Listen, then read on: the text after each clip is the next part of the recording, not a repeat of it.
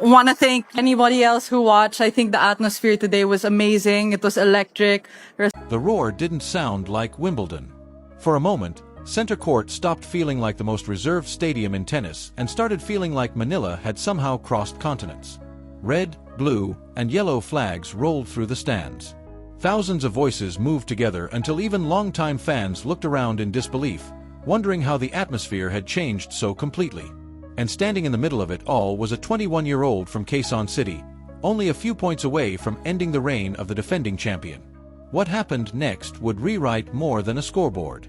It would challenge everything the tennis world believed about where greatness could come from. But the biggest surprise wasn't the victory itself.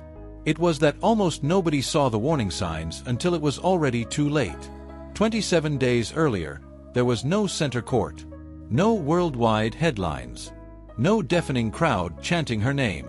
There was only another tournament, another comeback, and another quiet reminder that Alex Eala was becoming something far more dangerous than her ranking suggested. In Birmingham, she climbed back after losing the opening set to capture the grass court title, earning her second WTA 125 trophy of the season. It looked like another confidence boost on paper.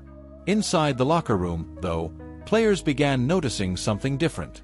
Grass was no longer exposing her weaknesses. It was amplifying her strengths. Then came Berlin. Against one of the toughest fields on tour, Eala defeated world number 2 Elena Rybakina. Before anyone could dismiss it as a fortunate performance, she followed it by beating world number 8 Elena Svitolina on the same surface. Back-to-back. Against two of the world's best. By the time Wimbledon began, she had already gone 3-0 against top 10 opponents on grass in 2026. That statistic carried a message the rankings failed to deliver. Anyone drawing Alex Eala wasn't receiving an easy match. They were stepping into a storm that had already started building weeks earlier. Curiously, one person admitted she hadn't fully studied it. Before the championships began, defending champion IGA Swiatek was asked about Eala during her pre-tournament media session. Her response was brief. She said she didn't particularly know Eala's grass court game yet and would watch a little bit. On the surface, it sounded harmless. But there was one important detail hanging over that answer. Swiatek had already lost to Eala once before. Back in the 2025 Miami Masters quarterfinal, Eala stunned her in straight sets, 6-2, 7-5. Most players spend months dissecting losses like that. This time, the defending Wimbledon champion admitted she hadn't fully done the homework. Meanwhile, something entirely different was happening outside the practice courts.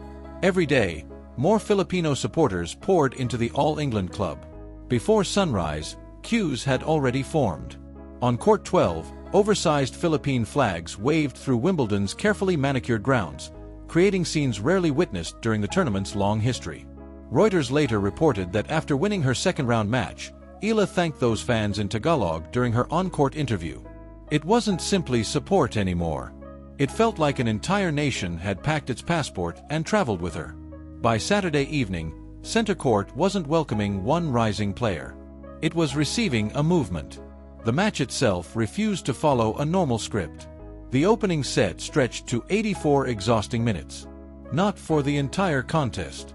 For just one set. Every service game became a battle of patience. Every rally demanded another answer.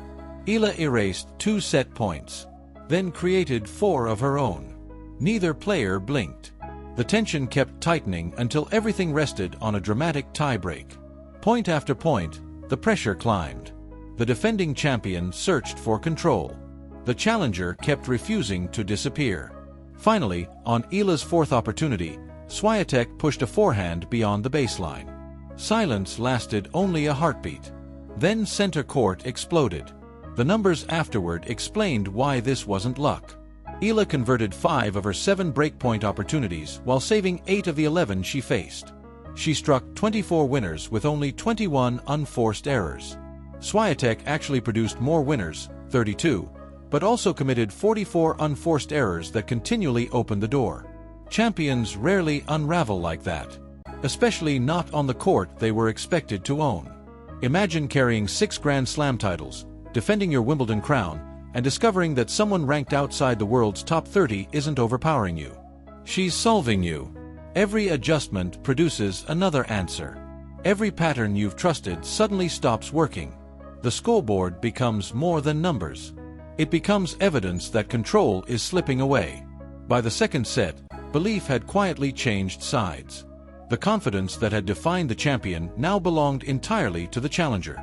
The 6-2 scoreline reflected more than momentum. It reflected conviction. And then came the image millions would replay long after the final handshake. Eala slipped across the grass and crashed to the court. Still lying on the ground, she stretched her racket just enough to keep the rally alive. She didn't even win that point. But something about it mattered. Because she immediately captured the next one. Then another. The fall didn't interrupt her momentum. It revealed it. Soon, match point arrived. Then another escaped. Finally, on her third opportunity, Eala unleashed her 24th winner of the afternoon, a forehand that landed cleanly inside the court. Her racket slipped from her hand. The emotion she'd held back for nearly 2 hours couldn't stay hidden anymore. As center court stood and applauded, tears filled her eyes. And what she said moments later would explain why millions of people who had never watched a full tennis match suddenly felt personally connected to her story. She struggled to find the words. Not because she didn't know what to say. Because no sentence seemed large enough for the journey she had just completed. Through tears, Alex Eala tried to put the moment into perspective. She said that for someone like Iga Swiatek, who has won so many Grand Slam titles, or for legends like Serena and Venus Williams, reaching another milestone might seem ordinary. But for someone who grew up in the Philippines, it meant everything. Then she painted a picture that statistics could never capture. She remembered going to practice every afternoon after school with her brother and grandfather. She remembered wearing ruffled socks, light-up shoes, and carrying dreams that seemed impossibly far away. Long before center court knew her name, before television cameras followed her every move, before packed stadiums waited hours just to watch her warm up, there was simply a little girl hitting tennis balls because she loved the game. That image reached people who had never held a tennis racket. Because everyone understands what it feels like to chase something that appears impossible. And then came the line that revealed perhaps the most important part of her personality. She smiled through the emotion and said, "Because I'm emotional does not mean I'm satisfied. So next round, let's go." Most players celebrate history. Eala acknowledged it for only a moment before turning her attention toward what came next. That mentality spread across social media almost instantly. TikTok, X, and Instagram filled with reactions that sounded remarkably similar. Even Wimbledon itself echoed what thousands of viewers were already saying. So why am I crying over her speech like I'm Filipino? It was a remarkable response. This wasn't just admiration for an athlete. People who had no connection to the Philippines suddenly felt connected to her journey. A country known globally for producing boxing champions and basketball fanatics had somehow united the tennis world around one player.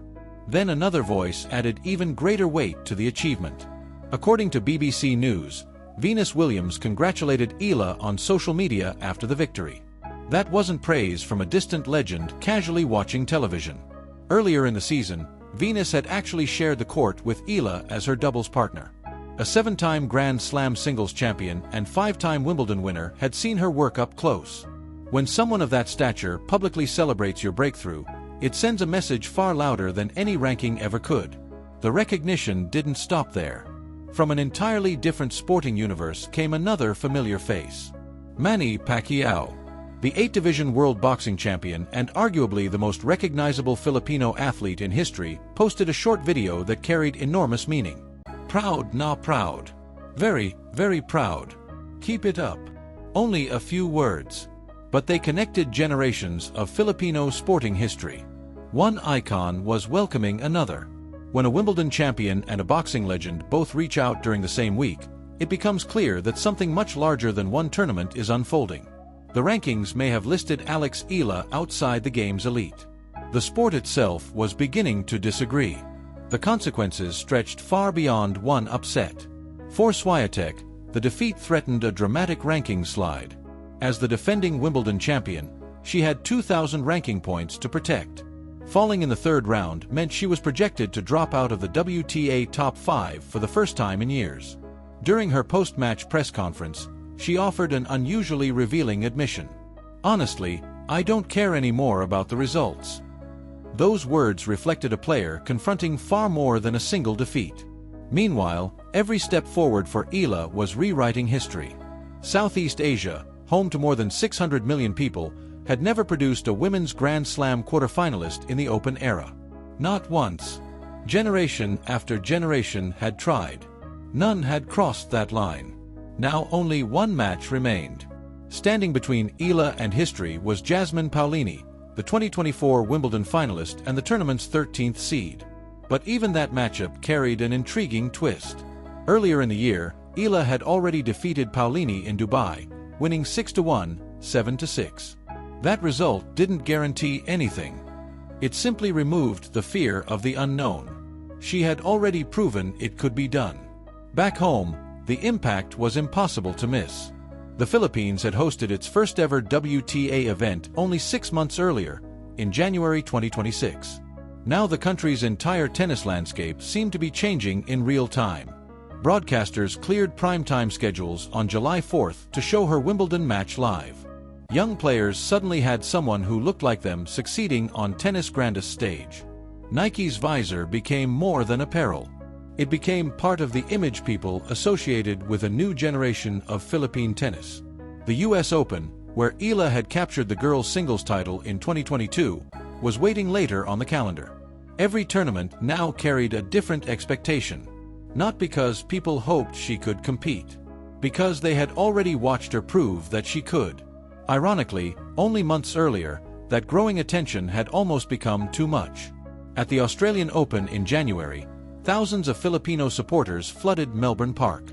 According to BBC reporting, practice sessions drew enormous crowds, with long lines forming outside Court 6 simply to watch her train. The support was overwhelming. Instead of freeing her, it became another source of pressure. She exited the tournament earlier than many believed she was capable of. 5 months later, sitting before reporters with her Nike visor still on, she confronted that experience directly. Embroidered across the visor were the Tagalog words, "Kapag umulan, hindi hihinto," a message translated as, "Once it grows, it cannot be stopped." It wasn't just a slogan anymore. It described the transformation everyone had witnessed. Asked how she now handled expectations, Eala pointed away from the headlines and toward the routine that never changed. "My team, my family and I are the ones putting in the hours. We're the ones here at the courts for 12 hours a day. We're the ones waking up early and coming home late." There was no secret formula. No magical breakthrough. Only work repeated so consistently that pressure gradually lost its power. From struggling beneath expectations in Melbourne to standing victorious on centre court in July. 5 months. That was the distance between doubt and belief. And maybe that's the real story. Not that Alex Eala defeated the defending Wimbledon champion. Not even that she became one victory away from making Southeast Asian tennis history. The deeper story is how ordinary moments quietly built an extraordinary result. The little girl in ruffled socks. The light-up shoes. The afternoons spent training with her brother and grandfather. The Miami victory many dismissed as a surprise. The grass court title in Birmingham. The wins over Elena Rybakina and Alina Svitolina in Berlin. Every chapter looked isolated at the time. Together, they formed a path that led directly to center court. There is one final layer to this story that almost feels scripted. 3 years earlier, at the Rafa Nadal Academy graduation ceremony, IGA Swiatek handed Alex Eala her diploma. During that event, Swiatek encouraged the graduates to remain tenacious in pursuing their dreams. Years later, on the sport's most famous court, teacher and student stood on opposite sides of the net. This time, no speech was necessary. The lesson unfolded point by point. When the final forehand landed, it wasn't simply an upset. It was the moment the student finished writing her own ending. Alex Eala didn't just eliminate the defending Wimbledon champion. She challenged decades of assumptions about where elite tennis players are supposed to come from. She proved that talent does not need permission. That belief can travel farther than geography. And that a country rarely mentioned in tennis conversations can walk into the sport's oldest cathedral, capture its attention, and leave with a story everyone else is trying to understand. The next chapter would be written against Jasmine Paolini. One more victory would make Alex Eala the first Southeast Asian woman in the Open era to reach a Grand Slam quarterfinal. Whether history would continue or resistance would finally catch up remained unanswered. But one thing was already beyond debate. The tennis world no longer needed help pronouncing her name. It needed to start preparing for everything that might come after it.